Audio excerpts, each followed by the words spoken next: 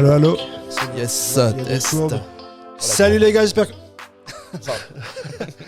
Attends, faut clapper. Il faut regarder où là Toi tu regardes non, devant, mais sinon pas, tu regardes juste nous. Ouais. Moi c'est juste Oui, parce que l'intro. vu que là Ouais. c'est vous, je regarde. Ouais, Ouais. en fait, Oui. après de temps en temps, si vraiment Ouais, tu non, parles Ouais. au public en disant faut que les gens comprennent que tu peux Ouais, faire, si tu veux dire... faire Ouais, plutôt ici, là. ouais. Si tu Ouais. dis... D'accord. si en Ok. fait c'est que deux abrutis... Oui, si tu veux faire putain, où est-ce que je suis tombé. Qu'est-ce que je fous Ouais. avec ces types? Ok. Salut les gars, j'espère que vous allez bien. Bienvenue dans le 3e épisode de Sous-Sol où on va parler de recrutement, d'entertainment, de biais cognitifs, de gamification avec Marie-Sophie Zombo qui nous a été préconisée par Thalys. Thalys est un ATS. Gérez vos candidats avec Thalys, l'ATS collaboratif qui vous permet d'intégrer vos équipes dans les décisions. De la demande d'ouverture de poste jusqu'à son attribution. Testez le logiciel gratuitement via le lien en description. Bon podcast. Bonjour Rassam. Super présentation de Thalys, je pense que c'est la meilleure présentation que tu avais de Je Thalys. commence à avoir l'habitude. Celle-là, tu peux maintenant. presque garder celle-là. Ah, je peux leur partager. Et ils ont aussi un blog. Thalys, c'est surtout ça, un blog. Et dans ce blog, il y a des gens qui écrivent et qui font des excellents articles, notamment un qui nous inspire aujourd'hui. Est-ce que tu pourrais déjà te présenter pour ceux qui ne te connaissent pas, parce que tu as quand même une communauté. Des gens qui me connaissent pas encore en 2024. Quelle Mon Dieu, honte. non mais Je suis pas sûr. scandaleux. Oui, bien sûr. Marie-Sophie Zambo, 20 ans d'expérience en recrutement, c'est le fil conducteur de ma carrière. Ça commence à faire, principalement en ESN, en cabinet de conseil. Un petit détour par la fonction publique territoriale délibérée pour voir justement comment on fait dans cet environnement. Et puis j'ai créé en juillet dernier mon cabinet de conseil en recrutement et marque employeur Racing RH. Et à côté de ça, assez active, très active sur LinkedIn, effectivement. Beaucoup d'écriture. Beaucoup d'écriture, une newsletter, pas mal de posts. Et puis j'écris régulièrement pour le blog de Thalys, justement. Je trouve très, très qualitatif. C'est Et vrai pas seulement parce que j'écris dessus la fille qui s'envoie des compliments. Je m'adore, voilà, je ça suis c'est très fait. forte en écriture, surtout sur Thalys. Il y a des très jolies plumes. Ils ont de la chance de m'avoir. Ils ont énormément. Alors Sylvia, ils ont énormément de choses, mais il y a des très très belles plumes. Il y a Arnaud Douane que j'aime Ouais. aussi tout particulièrement. Il y a Hélène Lee, il y a pas mal de Pierre-André Fortin. Pierre-André Fortin. Il y a qui nous a de fait très honneur de belles sa personnes, présence. très belles plumes. D'ailleurs, c'est vrai que il y en a de moins en moins. Enfin, il y en a de moins en moins. À un moment donné, il y avait beaucoup de blogs autour du recrutement. Il y avait pas mal de littérature et il y a eu un petit creux. Je trouve que Thalys, en termes de volume, on retrouve quand même beaucoup de contenu là sur ces derniers mois, dernières années. Il y a d'autres blogs ou d'autres endroits où tu vas t'inspirer de ton côté. Alors sur les blogs avec des plumes invitées comme ça, c'est vrai que c'est celui qui me vient tout de suite à l'esprit. C'est pas parce que j'y interviens, C'est pas parce qu'ils sponsorisent ce podcast. mais N'hésitez pas à aller sur le blog de Thalys pour voir d'excellents articles. Mais moi, mes sources de veille, il va y avoir le blog de Yago. J'aime bien ce qu'ils peuvent écrire. C'est assez complet et détaillé et bien informé. Et le collectif du recrutement. Bien sûr. On C'est pense clair, à eux. ouais. C'est un super groupe. Bon, pourquoi on est là aujourd'hui, Michael? Est-ce que tu Premier veux introduire sujet, des choses moi, c'est un sujet que je commençais à avoir chez Cotton Square la dernière année. On a beaucoup travaillé dessus avec ma manager et c'est un sujet qui va m'amener à ton article, parce que bien sûr, on va beaucoup parler de ton article aujourd'hui. C'est la qualification des soft skills et on va doucement glisser, on va en parler rapidement, mais on va doucement glisser sur la gamification des entretiens. Tu as fait un article dessus, il y a beaucoup de boîtes qui font beaucoup de choses, tu vas nous détailler l'intégralité des choses que tu as vues, nous donner ton point de vue dessus, mais déjà dans un premier temps, Rassam, toi chez Free, chez Doctolib, ou Marie-Sophie, lors de ton long parcours dans le recrutement, qu'est-ce que vous pensez de la validation des soft skills? Est-ce que c'est quelque chose qui est facile à faire? Est-ce qu'il y a beaucoup de gens qui se trompent? Moi aussi, j'ai des exemples à donner. C'est quoi votre point de vue un petit peu sur ce sujet-là déjà? Mais mon point de vue, je me permets, Oui, bien mon sûr. point de vue, c'est que là, ça a un peu stoppé, mais il y a 2-3 ans, on parlait énormément. C'est comme si on avait découvert quelque chose d'extraordinaire. Alors que bon, je fais un peu mon boomer, mais vu que ça fait 20 ans que je fais du recrutement, ça fait pas les années auparavant, on s'intéressait aussi à ça. Là, ce qui me dérangeait quand même avec cette notion, c'est que certes, bien évidemment, c'est important, ça a toujours été le cas. Un recruteur, il n'a jamais regardé que le savoir, il a aussi toujours regardé le fameux savoir-faire et savoir-être, mais c'est que là, les soft skills, le terme à la mode, c'est une définition qui n'est pas claire du tout, qui n'est pas arrêtée du tout. Il y en a qui, dedans, vont mettre de la personnalité, des traits de caractère, de l'intelligence émotionnelle, des postures. De la posture, des aptitudes cognitives. En fait, c'est un peu un gloubi-boulga, et la définition n'est pas arrêtée. C'est ça qui fait que c'est compliqué. C'est compliqué d'évaluer quelque chose qu'on a du mal à définir. Et aujourd'hui, il n'y a pas de définition véritablement arrêtée. Ça, c'est le premier point. Et pour l'évaluer, effectivement, il y a 2 complications pour moi. La première, c'est qu'une compétence, qu'elle soit hard ou soft, mais encore plus soft, ça s'évalue dans l'action. Voilà, donc répondre à un questionnaire, etc., qui n'est pas une situation artificielle, c'est compliqué. Et de 2, c'est aussi lié éminemment à un contexte, à un environnement. Il est ou non capacitant. Tout être humain, même si intrinsèquement il a plutôt cette soft skill, plongé dans un environnement qui ne lui convient pas, qui est plus ou moins toxique, voilà. Il ne va pas non plus faire de miracle. Il y a pas ou d'homme qui ne ou de femme récompense pas présidentielle. certains types de comportements. Forcément, je ne vais pas aller sur un terrain où on ne me récompense pas. Oui. Ouais. Donc c'est une culture d'entreprise aussi. Donc en fait, évaluer ça, la pertinence, qu'est-ce qu'on en retire, voilà, c'est difficile. La définition n'est pas arrêtée, c'est difficile à évaluer. Et après, qu'est-ce qu'on en fait, puisqu'en fait, ça s'évalue surtout dans une action, dans une mise en situation réelle, et c'est lié aussi quand même à un contexte. On ne peut pas faire fi de l'environnement et du contexte. Moi, j'avais un exemple à donner sur ce sujet-là avec une boîte très célèbre que je nommerai pas bien sûr, avec qui on a beaucoup échangé sur la validation des soft skills et qui, eux, avaient dans leur process 2 ou 3 étapes de validation des soft skills. Et j'aurais demandé à vide de connaissances comment vous faites, etc. À vide de connaissances. Non, mais c'est vrai. C'est joli. J'ai révisé mon vocabulaire. Michael. Je fais attention à mon image maintenant. Et j'étais très curieux de ça et je leur demande alors comment est-ce que vous faites, et ils m'ont dit c'est très simple, nous on regarde un peu les comportements qui nous plaisent ou qui définissent notre boîte. Et un jour notre CEO, il a répondu au téléphone à la place d'un customer services et il a passé 45 minutes avec une personne pour lui expliquer comment former le logiciel, etc. Nous, c'est un environnement, c'est une attitude qui nous plaît. Donc maintenant, on pose toujours la question en entretien, s'il y a une tâche qui n'est pas la tienne, est-ce que tu vas la faire ? Est-ce que tu vas la faire sérieusement ? Et moi, je me mets à la place du candidat. Je suis recruteur tech, je dois sourcer énormément de monde pour pouvoir trouver mes profils. Si un jour, il y a, un livreur qui sonne à la porte de la boîte et qui me dit « attends, je ne trouve pas l'adresse », je ne vais jamais aller l'accompagner et l'aider. Et si on me pose la question en entretien, je dirais non, je suis focus sur mes objectifs et j'irai plutôt vers mes objectifs. Donc vouloir aller identifier ce qu'a fait un jour le CEO dans la boîte et vouloir essayer d'analyser si tes candidats sont capables de le faire, je trouve qu'on est parti hyper loin, peut-être un peu trop loin, dans la définition de qui nous sommes et ce qu'on doit trouver chez le candidat. En fait, c'est ce que tu décris et tu as parlé de la culture d'entreprise. Moi, de mon expérience, je trouve aussi que souvent, on essaye d'assesser, de personnifier la culture d'entreprise ou le cultural fit à travers ces fameuses questions de soft skills, puisque ce n'est pas des compétences intrinsèquement liées à un métier ou des hard skills, justement, avec des compétences techniques ou machin. Et on met dans ce sac-là tout ce qui a été défini dans le leitmotiv de la boîte, la culture, les 5 valeurs, ou les 3, ou les 4, ou les 2,5 qu'on retrouve sur le site. Et finalement, pour parler de l'expérience tech aussi, souvent, on ne va pas se mentir, côté tech, c'était est-ce que tu prendrais une bière avec ce profil, tu sais, cette fameuse question à la fin. Est-ce que tu pars un week-end avec ça, avec un côté surtout dans les startups ou la tech de bro culture. Ouais, bro culture, ouais. Voilà, on en parlera peut-être justement dans les jeux. Les dérives, ouais, justement.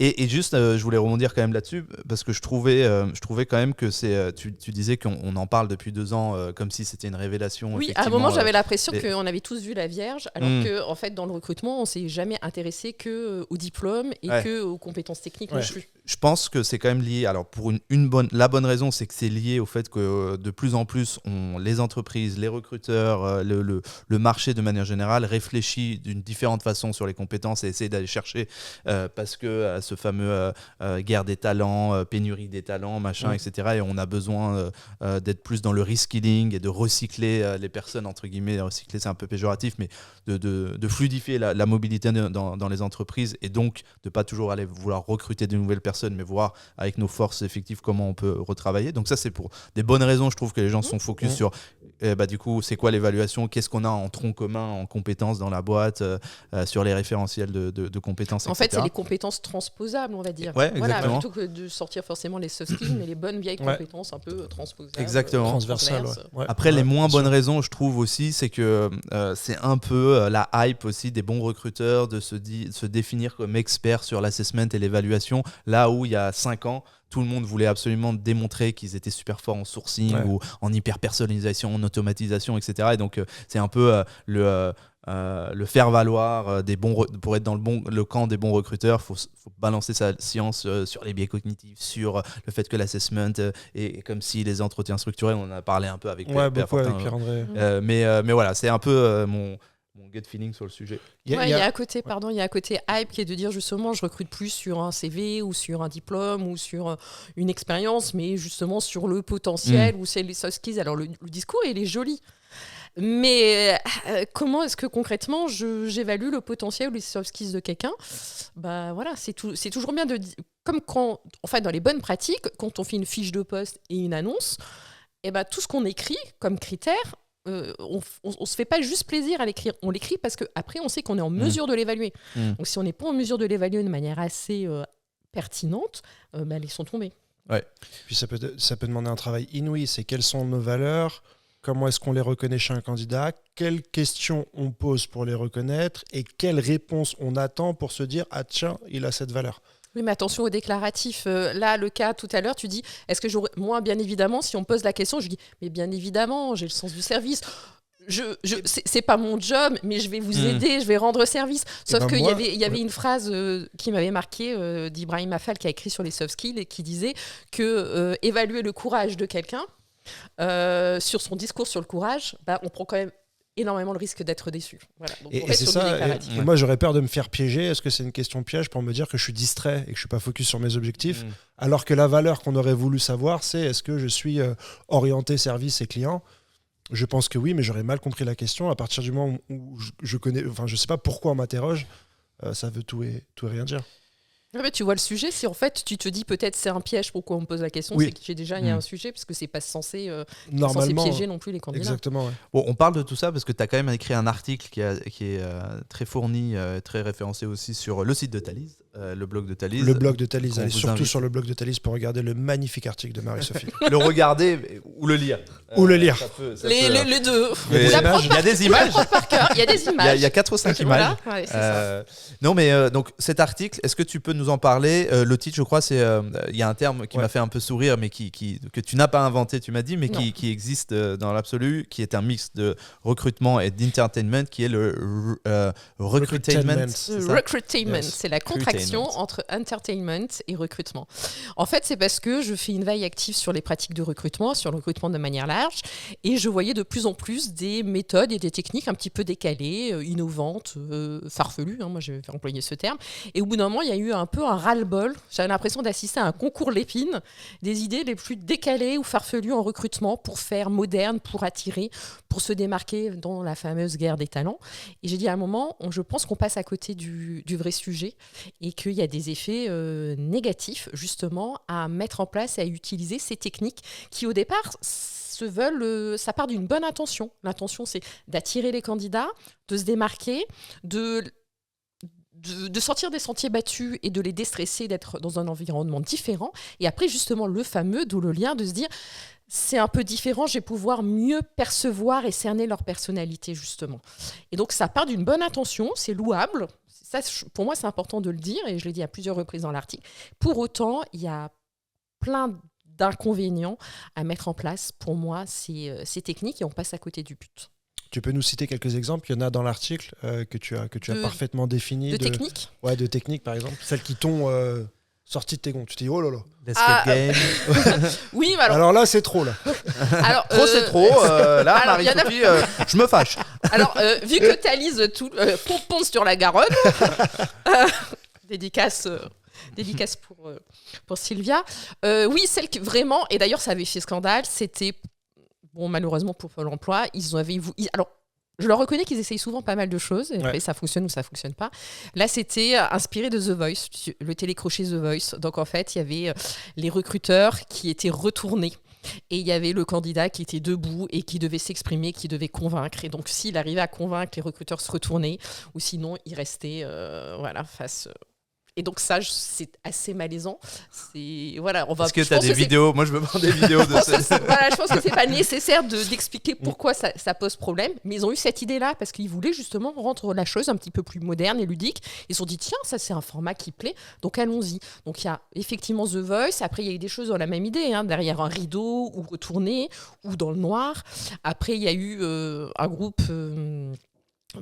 souvent des ESN, des cabinets de conseil, qui se dit tiens, on va proposer une activité atypique. Donc là, c'était de l'escalade, en disant voilà, on va là encore sortir des sentiers battus, on va pouvoir évaluer l'esprit d'équipe ou plein de choses de savoir-être de la personne. C'est là où moi, je me positionne, parce que je suis d'accord globalement avec ce que tu dis, mais pour faire l'avocat du diable, et étant jadis un grand sportif, parce que là, depuis décembre... laisse tomber. Ça va, décembre. Moi, jadis, c'est genre il y a 10 ans, tu vois. J'ai pris 10 kills, je cours 10 minutes, je suis fatigué. C'est plus rien à voir. Pardon, excusez-moi, navré. Mais moi, je reste persuadé, quitte à dire une énorme bêtise, mais je suis plus à une bêtise près, qu'on peut vraiment aller qualifier des candidats autour d'une épreuve sportive, autour d'un match de foot, autour d'un marathon. C'est intéressant, comme ça on aura un point de il y a vraiment des traits de caractère, je dirais des choses que je peux aller reconnaître peut-être chez les candidats si je partage un moment de sport avec eux. Plus que pendant 1 heure d'entretien où finalement le recrutement c'est un peu une pièce de théâtre où les bons vont bien réciter la partition, les mauvais mal réciter la partition, et souvent les mauvais c'est les gens qui sont un peu trop francs peut-être, alors que dans une épreuve sportive il y a moins ce côté théâtral et on peut peut-être plus aller voir des... Mais quel sport t'as en tête par exemple ? Moi je pense... avant ça, chez Star Service, je faisais des sanctions disciplinaires et du recrutement, et c'est vrai qu'on recrutait beaucoup d'anciens militaires, donc c'est des gens qui avaient une pratique du sport et certains codes qui nous plaisaient effectivement dans les effectifs et rester plus longtemps. Mais aujourd'hui, sur certains candidats, peut-être que si j'arrivais à les voir lors d'une course à pied, d'un 10 km ou un match de foot, je serais peut-être capable d'étayer un petit peu plus mon analyse. Alors là, vas-y. Tu vois quelqu'un courir 10 km, moi aussi, ça se voit pas, mais je suis sportive. Tu vois quelqu'un courir 10 km, qu'est-ce que tu arrives à en déduire, quoi. Alors là, l'abnégation. Tu as des pouvoirs que je n'ai pas. Non, j'ai peut-être une vision que tu n'as pas et des choses que je pourrais te dire, mais je pense que c'est sa manière de courir, sa manière de se préparer, sa manière d'échanger, de gérer l'effort. Et même un feedback autour de ça, comment tu as géré l'effort, est-ce que tu t'entraînes régulièrement, est-ce que c'est un défi que tu te lances? Ça, tu peux évaluer ça si éventuellement c'est son métier ou si c'est une activité qu'il pratique régulièrement. Si là, en fait, le pauvre candidat, tu le fais venir, il a jamais fait de sa vie, tu lui dis de monter, parce qu'il y a aussi, j'avais pas cité, monter sur un tatami ou se mettre à courir ou faire du badminton, du volleyball. Ils l'ont vraiment décliné sur tous les sports, tous les sports ils sont passés. Il en a jamais fait de sa vie, il se prête à l'exercice. Qu'est-ce que tu peux en conclure? Si ce n'est qu'à la limite, il se prête à l'exercice. J'irai pas regarder sa performance, et je pense qu'il faut pas mélanger performance et toutes les valeurs que véhicule le sport. Et c'est pas parce que c'est pas un initié, qu'il a pas la technique ou qu'il sera mauvais que je vais le juger sur ces points-là. Je pense qu'il y a beaucoup de curiosité, de demandes, de questions, comme un petit peu dans les live coding. L'important, c'est pas la bonne réponse, c'est de savoir comment il réagit quand il n'a pas la bonne réponse. Est-ce qu'il se braque? Est-ce qu'il demande? Est-ce qu'il creuse? Et en sport, il y a un peu aussi cette chose-là où, ok, on va courir. Bon, t'es pas le pingouin qui glisse le plus loin sur la banquise en termes de course à pied, mais est-ce que tu vas me poser des questions? Est-ce que tu vas te préparer? Est-ce que tu vas abandonner? C'est peut-être des choses qui pourraient être intéressantes. Ce que tu me dis là me rappelle une anecdote, là j'y avais pas pensé, mais quand tu le dis, alors quand j'ai démarré dans le recrutement dans un cabinet qui s'appelle Aston Carter en stage, et j'attendais de savoir si j'allais avoir un CDI ou pas. Enfin, très rapidement j'ai su, parce que j'ai cartonné. Parce que t'es très très fort. J'ai fait 18 resourcing à l'époque, on appelait ça en un mois sur SAP. Mais SAP FICO, SAP MM, SD, toi-même tu sais, WM, on est là. Mais non, ce que je voulais dire, c'est que du coup, je suis allé à Londres, à London, et là, mon boss m'a dit ouais, là, tu vas rencontrer le big boss, on va faire un foot dans un parc. Et il m'a dit conseil si tu arrives à marquer des points et tout. Et donc j'avais au-delà, j'avais très bien joué bien sûr parce que je suis très fort au foot. Mais tu vois, j'avais fait le fanfaron sur les corners, je baissais le short du boss et tout. Et en fait, il avait bien aimé ça. Il a dit il en a lui ce petit machin. Bon, c'était il y a bientôt 20 ans. Donc bon, c'était encore une autre époque, mais je sais pas si aujourd'hui de baisser le peu. Voilà, ça marcherait Oh. beaucoup moins. En fait, et même aujourd'hui, en fait, le sujet de se dire que, par rapport à l'inclusion, de se dire que est-ce que quelqu'un peut Il y a aussi ce sujet-là. être à l'aise clairement, sur à un l'exercice, je pense que ça poserait un problème. Là où je suis, du coup, moi, je pense que sur un process de recrutement, effectivement, c'est autant dans ces cas-là, effectivement, plutôt aller directement poser des questions dans un contexte du métier. Mais, et en préparant cette émission, je pensais à ça. Il y a quand même, quand on débriefe sur un recrutement, ou même sur une équipe, quand on se dit « Ah, on a une bonne équipe », et moi souvent je parle de ça avec mes anciens collègues ou mes managers, en disant « Ouais, dans notre équipe, c'est qui les meilleurs qu'on a recrutés, etc. » Et quand on revient dessus, force est de constater, peut-être que c'est un truc de garçon autour du foot, etc., parce que je suis assez footeux, il y a plein de parallèles qu'on fait en disant « En fait, un tel, on adore comment ils sont dans ces situations, et c'est rarement des situations, c'est pas on adore ce profil parce que quand il recrute, il est comme ça, quand il pose ses questions, il est comme ça, mais quand je suis en galère, il a fait ça ou il a fait ça, et c'est hors contexte pro, c'est vrai souvent, ou dans un contexte sportif, t'as vu comment il se bat sur le ballon, t'as vu comment il va chercher le truc, et effectivement on se dit c'est ça que j'aime chez ce gars-là, et donc on peut pas complètement, qu'est-ce que t'en penses, on peut pas complètement dissocier le fait que quand on travaille avec quelqu'un, c'est un ensemble d'éléments qui font qu'on trouve que cette personne est compétente, et même si la compétence, elle est complètement hors scope de son métier. Ça, je suis d'accord, mais je suis désolée, je vais faire un peu la rabat-joie. Le recrutement, il y a aussi une contrainte légale qui est, on est censé évaluer quelqu'un uniquement sur ses aptitudes et ses compétences qui ont un lien direct avec l'emploi à pourvoir et sa capacité ou non à réussir dans le poste. Tout ce qui n'est pas en lien direct, on ne doit pas normalement y aller. Ne serait-ce que les hobbies ou plein de choses. Donc là, l'obliger à se mettre sur un tatami, à courir, etc. Voilà. Après, le sport, c'est génial. Moi, j'en fais. Je recommande aussi à toutes les boîtes, éventuellement d'ailleurs, de proposer des dispositifs d'activité physique et sportive, parce que pour le team building, pour les chiffres sur l'engagement, sur la motivation, sur la réduction de l'absentéisme, etc., tout ça, c'est prouvé. Voilà, c'est sûr. Mais dans un processus de recrutement, moi, je ne sais pas quoi en faire, en fait. Si on enlève d'un côté le droit, et tu as parfaitement raison, qu'il faut uniquement évaluer des personnes sur les compétences, on enlève ça. Et si on te demande, est-ce que, à ton avis, tu vas pouvoir évaluer une personne sur ça, toi tu dis non. Tu cours avec une personne ou tu partages un match de foot, à aucun moment il y a une information qui va venir jusqu'à ton cerveau en disant ah tiens, il s'est battu sur cette balle-là, c'est pas mal. Ah tiens, il a fait une passe là alors qu'il aurait pu la tirer, c'est pas mal. À aucun moment tu auras ce genre d'idée. Déjà, il faut que j'ai un référentiel. J'ai horreur du foot. Alors, désolé de perdre des gens. Mais donc, en fait, si je joue au foot avec quelqu'un, je ne sais pas si... J'ai pas de référentiel, je ne sais pas. Et après, il va y avoir aussi des biais, effectivement. Il y a des choses qui vont venir en tête. Mais est-ce que c'est pertinent par rapport au métier que je propose, au poste en question, ou est-ce que c'est des biais sur sa perso et sa vie à côté ? Voilà. Parce que moi, je pense qu'on peut moins mentir sur un terrain de foot ou de sport. Le fameux. Oh non, mais je mets les deux pieds dans le plat. Que lors d'un entretien. Juste parce que tu dis moins mentir, ça me fait penser à la vérité. Je ne sais pas si tu connais le Lego Serious Play, donc qui est une méthode plutôt de team building pour le leadership ou de résoudre des problèmes collectivement avec les Lego. Et donc c'est quelque chose de très sérieux où il faut être certifié pour pouvoir le faire. En fait, j'ai une amie dont son mari, et c'est le métier.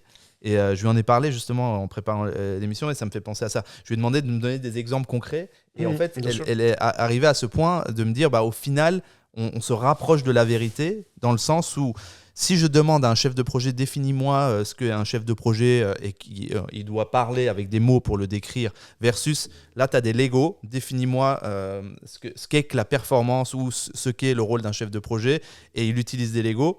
En fait, il démystifie, ou comme on dit, il rend le sujet accessible, il simplifie vachement le sujet. Sans toute la partie et technique. Il arrive avec l'essence même du truc qui se rapproche un peu de la vérité, de lui, sa vision de ce poste-là. Tu vois. Et c'est là où elle me disait que en fait, c'est quelque chose qui est... Alors, elle me dit c'est pas une technique d'évaluation en entretien, pour le coup, mais c'est un volet, un angle de vue qui permet aussi... De décliner une façon d'authenticité. Sur du team building, tout ça, oui. Sur faire partie intégrante d'un processus de recrutement, C'est problématique sur l'évaluation et la pertinence. Et le fait de on ment moins ou les masques tombent, c'est souvent un argument qui est donné en disant justement, les gens, vu qu'ils sont dans le jeu, voilà, ils font tomber un petit peu le masque et là, on peut mieux cerner la personnalité, etc. La personne, elle est venue dans le cadre d'un entretien de recrutement avec l'espoir, normalement, de décrocher le poste qu'elle convoite. Donc, normalement, elle ne va pas oublier qu'il y a des observateurs, elle ne va pas oublier qu'en face, elle a une ou plusieurs personnes qui font partie dans le jury ou qui sont des recruteurs. Donc, croire que le masque va tomber et que la personne va moins mentir ou plus être elle-même ou trahir son vrai... Pour moi, ça, c'est faux. En aucun cas, elle va oublier dans quel contexte elle est globalement. Donc, est-ce que tu penses que le culture fit, on va boire une bière ensemble pour voir si on a le même travail d'équipe ou un match ou une compétition sportive où on met pas une boisson, où on met pas le fait de faire semblant d'être fort socialement, pour toi c'est plus bidon qu'aller boire un coup ensemble?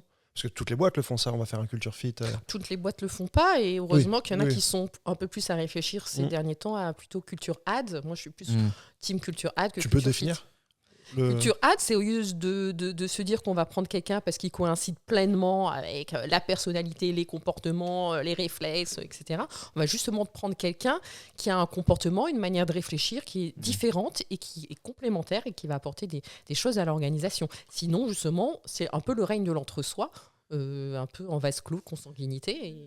Voilà. Est-ce que c'est pas une attente aussi des candidats et du marché aujourd'hui on associe en fait le fait par exemple de ne pas vouloir forcément faire part des team building, des soirées d'entreprise, des after-work aux entreprises, là où il y a quelques années c'était vu comme un affront un petit peu au fait d'être engagé, et aujourd'hui quand même tu as de plus en plus de salariés clairement qui vont officiellement dire ouais moi ça m'intéresse pas, j'ai pas envie d'aller en voyage avec des collègues, j'ai pas envie d'aller boire des coups avec eux et ça ne définit pas ma performance ou mon engagement au travail et c'est plus accepté je trouve aujourd'hui, même dans le milieu start-up qu'il y a quelques années, donc c'est une attente. Ça reste encore minoritaire. Il y a quand même encore l'idée de t'es pas corporate. Bien sûr, tu te sens obligé d'y aller, de jouer le jeu, même si en fait tu préférerais. Tu as fait ta journée de travail et tu préfères aller à la maison et faire tes hobbies à toi. Ouais. Moi j'ai une autre hypothèse, et je sais pas au niveau timing tu dis comment on est, mais moi j'ai une autre hypothèse qui est que toutes ces entreprises qui font ça, potentiellement déjà sont des entreprises qui ont besoin de faire parler d'elles. Donc je sais, tu me diras si dans les exemples que tu avais, j'ai aimé l'hypothèse que ce soit plutôt des ESN ou des entreprises qui ont besoin de se démarquer par rapport à d'autres parce qu'ils sont moins connus, parce qu'ils sont pas leaders sur leur marché, et surtout on sait tous que l'innovation en entreprise c'est difficile, la conduite du changement est difficile et que souvent quand on émet une idée comme ça on la lance, mais que c'est rarement suivi dans le temps et que je pense que concrètement, ils l'ont fait peut-être une ou deux fois. Effectivement, toi, ça t'a horripilé, mais que concrètement, ils ont continué à faire leur recrutement bien classique. Ils l'ont fait une fois dans une soirée juste pour faire le buzz et de dire nous, on a fait, et de se démarquer. Et donc, au final, on a dit tout ça, mais que concrètement, il y a peut-être 5 heures d'entretien qui se sont passées comme ça autour de. Tu vois, j'ai pas l'impression qu'en volume. En 2 mots, est-ce qu'on cristallise pas une opération marketing qui ne reflète pas les process réels du marché? C'est très joli. Après, avide de connaissances, il est avide de savoir. Il est très avide. Cet homme est avide. Avide de tout. Là, répondre après ça, c'est compliqué. La pression. Quelle synthèse. Tu pourrais être comme ça dans nos WhatsApp, s'il te plaît. Synthésologue. Synthésologue. Non, si j'en ai parlé, c'est parce que les cas sont courants. Pour les boîtes, souvent, c'est du one-shot. Effectivement, c'est un événement de com. Il y a des choses dans le cinéma où il y avait une séance recrutement pour voir un film que tout le monde attendait. Il y a ce genre de choses. Mais il y en a, c'est beaucoup plus systématique, vraiment avec des sessions qui s'adressent plus aux jeunes, entre guillemets, sur les escape games, où malheureusement, Pôle emploi, c'est des choses qui sont vraiment maintenant systématisées, qu'ils ont appelées même du stade vers l'emploi. Ah oui. Voilà. Petite dernière question, parce que tu es quand même aussi quelqu'un qui écrit beaucoup sur les biais cognitifs. Oui, monsieur. Et sur ce sujet, est-ce que tu penses que c'est lié dans le sens, est-ce que finalement, c'est pas dans l'observation des soft skills et en faisant ce genre de pratique qu'on risque d'avoir les plus gros biais? Parce que quelque part, on va en sortir en se disant on va faire du sport pour faire tomber les masques. Est-ce que final, c'est pas là? Be Yourself, le clip bien sûr sur notre chaîne YouTube Mask Off qu'on a tourné avec Mathilde de chez Mazar.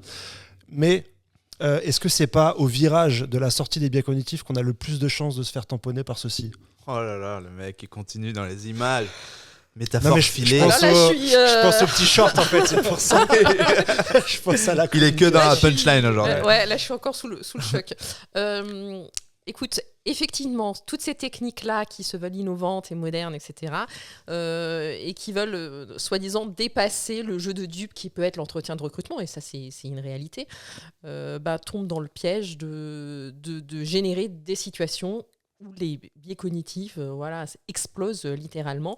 Et donc, oui, c'est pas du tout un bon remède. Donc, il y a énormément de biais. De toute manière, tout processus de recrutement, bon, la vie, on est assailli en permanence par les biais cognitifs, mais là, c'est vraiment un formidable terrain de jeu, encore plus sur du sport ou ludique. Le premier déjà qui est connu, c'est qu'il y a un biais cognitif. Alors, un biais cognitif, c'est un raccourci mental ou un raccourci de pensée qui est spontané et inconscient, qui nous induit en erreur. C'est un réflexe. C'est, on va dire, un réflexe. C'est le système de Daniel Kahneman, pour ceux qui ont la ref. Qu'est-ce que je disais ?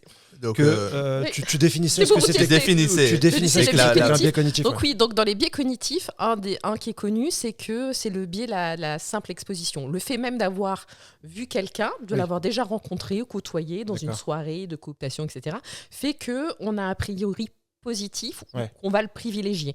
Donc en fait, par exemple, pour du stade vers l'emploi, de Pôle emploi, où il commence en disant le matin on fait une activité sportive pour se déstresser, faire quelque chose de sympa, on mange et après on passe aux vrais entretiens. Le problème, c'est qu'ils ont vu le matin les candidats et que donc forcément ça va biaiser en fait leur perception des candidats, et qu'ils le veuillent ou non, de manière consciente ou inconsciente, mais les biais c'est inconscient également, ils vont pas mener les entretiens de la même manière parce qu'ils auront ils auront sorti des idées. Par exemple, ils vont voir la personne super fonceur sur le terrain de foot, et éventuellement, ils vont dire cette personne-là, ce matin, elle était très accrocheuse. Donc, en fait, c'est quelqu'un qui est sûrement très combatif et qui est réactif et qui est force de proposition.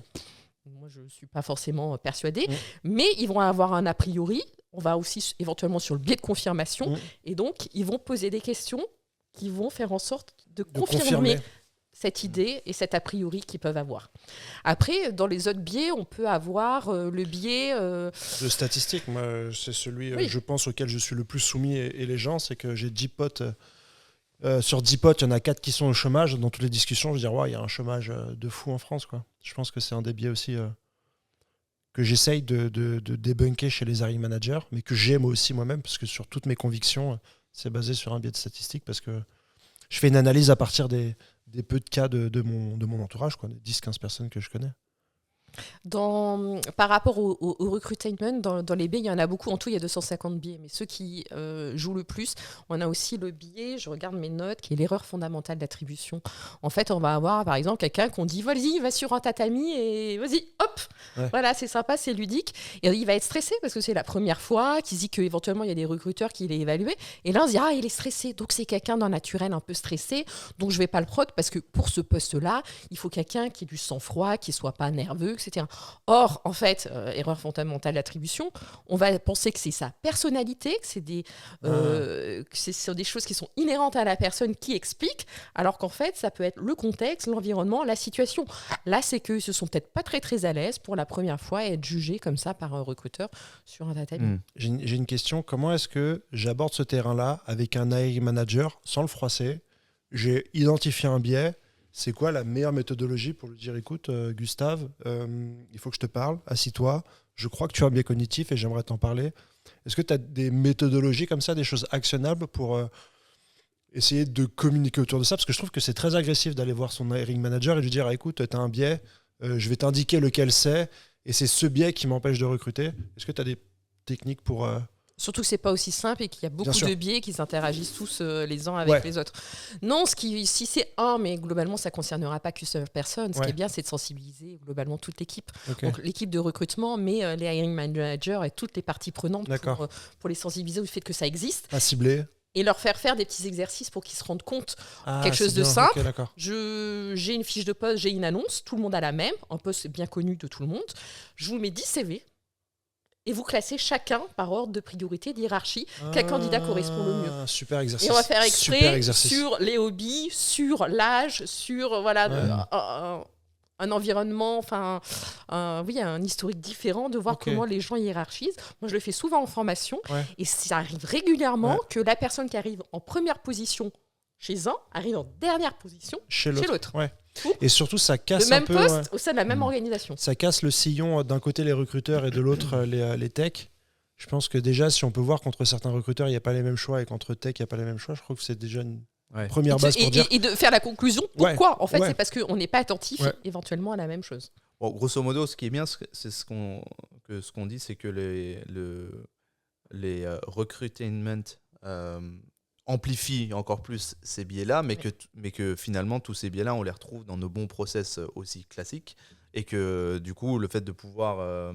les reconnaître, comme tu dis, et amener via de la pédagogie, via de la formation, via des jeux de rôle, les équipes, les managers à se sensibiliser dessus, reste valide avec ou sans recruitment dans ton process. Ça reste valide, mais le fait d'être sensibilisé et formé en soi n'est pas suffisant. Sinon, ça dans la vie, comme plein de choses, c'est pas parce qu'on est au courant de quelque chose qu'on arrive à résoudre le problème. Donc, il faut être sensibilisé, savoir que ça existe, mais mettre en place des choses et des garde-fous. Et donc, je te suis pas totalement sur le fait que dans le recruitment, il y a beaucoup plus, parce que heureusement, il y a des boîtes qui ont réfléchi à leur méthodologie de recrutement. Or, pour contrer les biais cognitifs, le plus important, c'est de la méthode à toute chose. Très bien. Très belle conclusion. Ouais. Un mot à ajouter, Rassam ?